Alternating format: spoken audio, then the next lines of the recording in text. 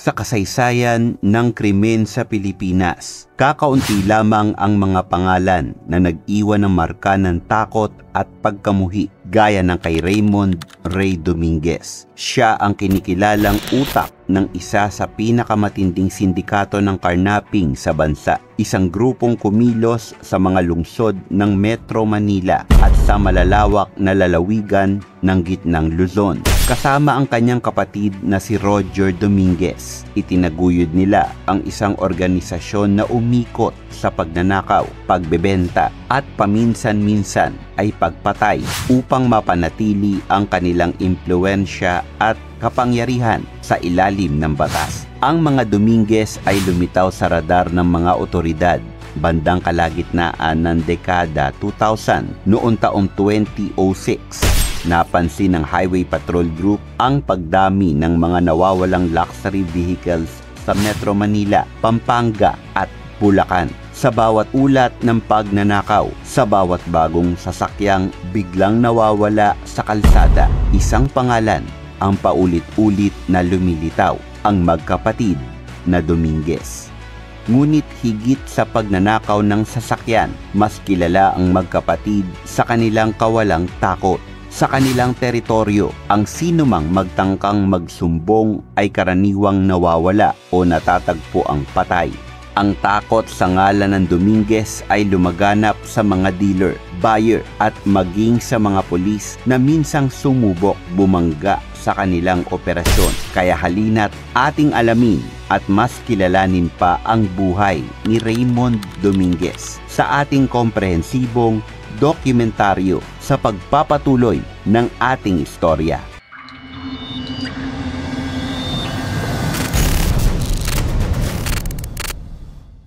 Noong Agosto 2010, nahuli ng mga operatiba ng HPD at lokal na pulisya sa Barangay Dolores, San Fernando, Pampanga ang kapatid ni Raymond na si Roger Dominguez. Kinasuhan siya ng carnapping with homicide, isang kasong walang piyansa. Ang pagkakahuli kay Roger ay nagbigay ng panandaliang pag-asa sa mga biktima, ngunit sa kabilang banda, nag-udyok ito kay Raymond na magtago. Pagkaraan lamang ng ilang buwan, noong Nobyembre 2010, sumuko si Raymond matapos pasukin ng mga pulis ang kanyang condominium unit sa Mandaluyong City.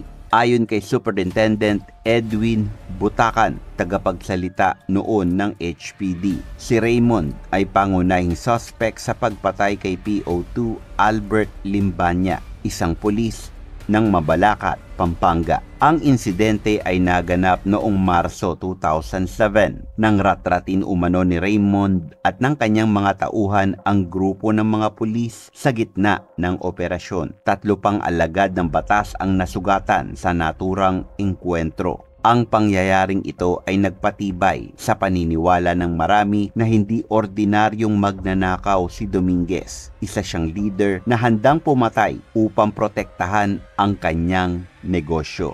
Habang nasa proseso ng paglilitis, lumitaw ang mga balita na malawak ang koneksyon ni Raymond Dominguez sa loob at labas ng pulisya. May mga ulat na ilang personalidad sa gobyerno at law enforcement ang nagbigay ng proteksyon sa kanya kapalit ng malaking halaga. Ang ganitong uri ng impluwensya ang dahilan kung bakit sa kabila ng dami ng kaso, patuloy pa rin ang takbo ng operasyon ng kanilang sindikato. Noong 2011, muling yumanig ang bansa nang maganap ang pagpatay sa mga car dealer na sina Venson Evangelista at Emerson Lozano. Si Venson ay anak ng Volunteers Against Crime and Corruption President na si Arsenio Boy Evangelista. Huling nakitang buhay si Venson matapos makipag-test drive sa isang grupo ng mga lalaking pinaghihinala ang konektado sa Dominguez Syndicate. Makalipas ang ilang araw, natagpuan ang kanyang katawan sa Cabanatuan City, sunog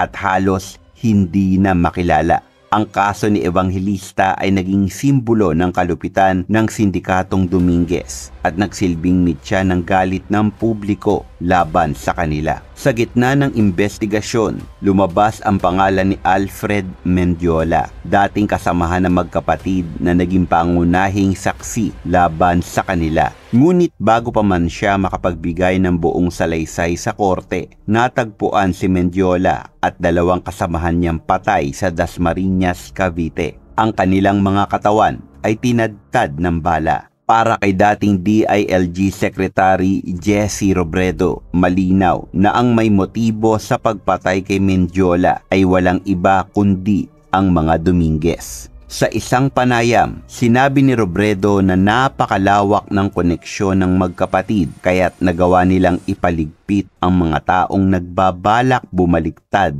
laban sa kanila. Hindi natatapos doon ang listahan ng mga biktima. Sa Bulacan, isang babaeng nagngangalang Cristina Rojas ang binaril ng hindi kilalang salarin habang nakasakay sa jeep. Bago ito mangyari, nagsampa siya ng kaso laban kay Raymond matapos umano nitong nakawin ang kanyang SUV. Sa mata ng mga otoridad, malinaw ang pattern. Ang sino mang lumaban sa sindikato ay kailangang patahimikin. Sa isang hiwalay na kaso na isinampa ng negosyanteng si Dante Escoto, napatunayang guilty si Raymond Dominguez sa pagnanakaw ng isang Toyota Fortuner sa Marilao, Bulacan. Ang hatol ng korte ay 17 hanggang 30 taon na pagkakabilanggo. Dito tuluyang bumagsak ang dating makapangyarihang hari ng carnapping. Ngunit hindi nagtagal, isang madilim na kabanata ang muling umusbong. Noong Nobyembre 2015, binaril at napatay sa Malolos, Bulacan si Judge Wilfredo Nieves, ang hukom na humatol ng pagkakakulong kay Raymond. Ayon sa investigasyon, ang utak sa pagpatay ay si Joe Gadis Hosen, isa sa mga madalas bumisita kay Raymond sa New Bilibid Prison. Kumpirmado sa mga tala ng Bucor na bumisita si Hosen isang araw bago tambangan si Judge Nieves. Ngunit bago pa man maisiwalat ang buong detalye ng kaso, napatay rin ang pangunahing suspect na si Arnel Hanoras matapos umano nitong manlaban sa mga pulis. Ang serye ng mga patayan ay lalo lamang nagpatibay sa imahe ni Raymond bilang isang kriminal na kayang kontrolin ang mga pangyayari kahit nasa loob ng kulungan. Pagpasok ni Raymond Dominguez sa New Bilibid Prison, marami ang umaasang doon ay magtatapos ang kanyang impluwensya. Ngunit ayon sa mga ulat, nanatili siyang isang VIP inmate. May mga ulat ng madalas na bisita, kakaibang pribilehyo at mga kaluwagan na hindi tinatamasa ng karaniwang bilanggo. Sa kabila ng pagkakakulong, tila nananatiling buhay ang anino ng sindikato sa labas ng mga pader ng Bilibid. Noong Hulyo 2020, kumalat ang balitang nagpositibo sa COVID-19 si Raymond Dominguez. Pinabulaanan ito ng Bureau of Corrections. Ngunit sa kalaunan ay kinumpirma nilang siya ay nilipat sa isolation facility dahil sa kanyang kalusugan. May mga ulat din na matagal na niyang iniinda ang hypertension, asthma at diabetes. Mga karamdaman na lalo pang pinalala ng kalagayan sa bilangguan. Noong Pebrero 19, 2021, bandang 6:20 ng umaga, natagpo ang walang buhay si Raymond Dominguez sa loob ng kanyang selda sa New Bilibid Prison. Ayon kay Gabriel Chaklag, tagapagsalita ng Bucor, walang nakitang foul play sa kanyang kamatayan. Batay sa autopsy, siya ay namatay sa cardiac arrest na pinalala ng mga dati na niyang sakit. Para sa iba, ang kanyang kamatayan ay simpleng wakas ng isang taong pinahirapan ng karamdaman. Ngunit sa marami, ito ay simbolo ng hustisyang matagal nang hinihintay. Nang pumutok ang balita, agad nang nagbigay pahayag ang Volunteers Against Crime and Corruption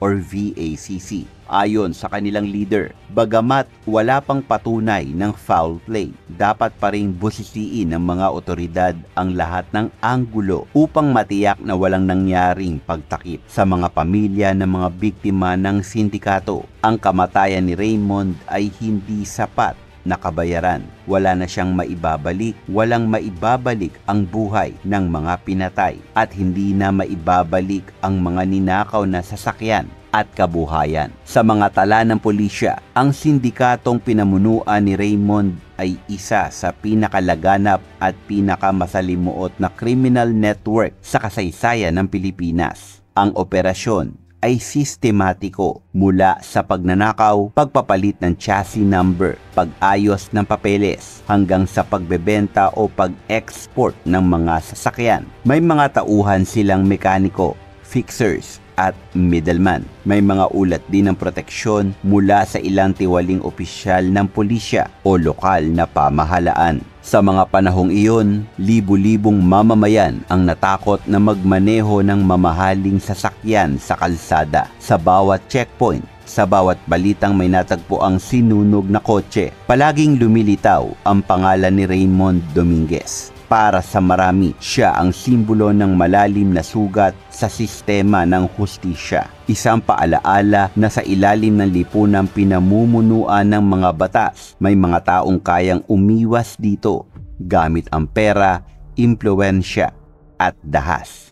Ang kwento ni Raymond Dominguez ay isang trahedya na sumasalamin sa mga kahinaan ng sistemang legal ng bansa. Sa bawat kaso ng pagnanakaw o pagpatay na iniuugnay sa kanya, sumisilip ang mas malaking isyu ng katiwalian at kawalan ng pananagutan. Marami ang naniniwala na kung naging mas mahigpit ang pagpapatupad ng batas, maaga pa sanang natigil ang kanyang operasyon. Ngunit tulad ng maraming notorious na kriminal, ginamit niya ang takot at koneksyon bilang sandata. Ang media ay may malaking papel sa paghubog ng kanyang imahe. Sa mga pahayagan, newscast at radyo, si Raymond ay palaging inilalarawan bilang hari ng carnapping, isang titulong puno ng kapangyarihan, ngunit nagtatago ng kasamaan. Sa mga mata ng publiko, siya ang sagisag ng mga krimeng kayang gawin ng isang taong walang takot sa batas.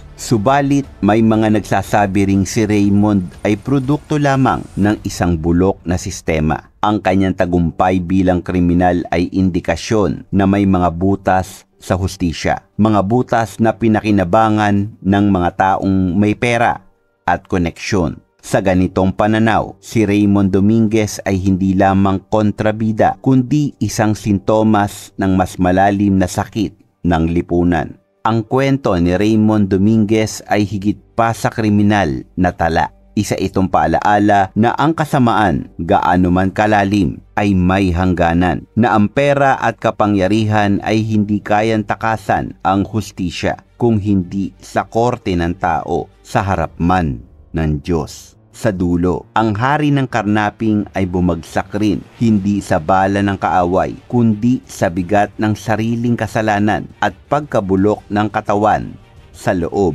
ng malamig na selda. So ngayon, alam mo na ha?